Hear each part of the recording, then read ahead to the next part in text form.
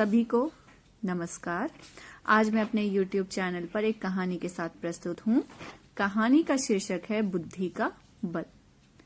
तो सभी ध्यान से सुनेंगे। एक समय की बात है, सुकरात अपने शिष्यों के साथ बैठे थे।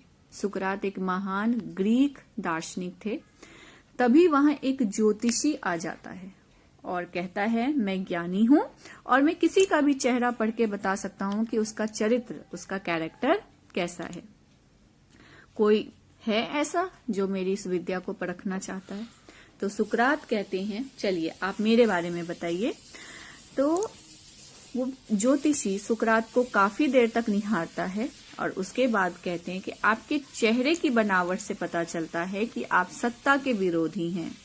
आपके अंदर जो है द्रोह करने की भावना है, यानी विद्रोह, अगेंस्ट जाने की।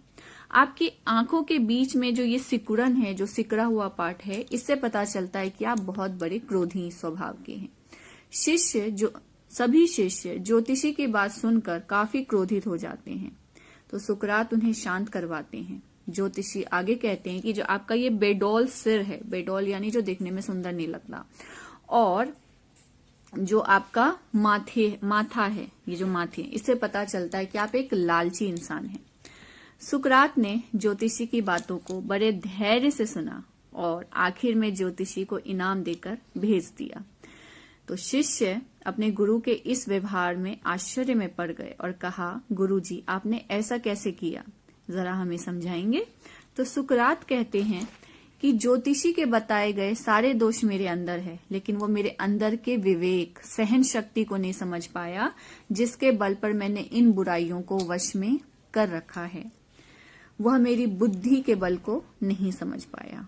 तो कहानी से हमें यही शिक्षा मिलती है कि बुद्धि का प्रयोग कर हम अपनी कमियों को खत्म कर सकते हैं या अपनी कमियों से आगे बढ़ सकते हैं। कोई भी हमें कुछ भी कहे, चाहे जितनी बार भी कहे, कोशिश करें कि हम अपनी बुद्धि से, हम अपनी उस कमियों को या अपने विवेक का सहारा लेकर, अपनी सहन शक्ति का सहारा लेकर उस कमियों को दूर करने की कोशिश करें।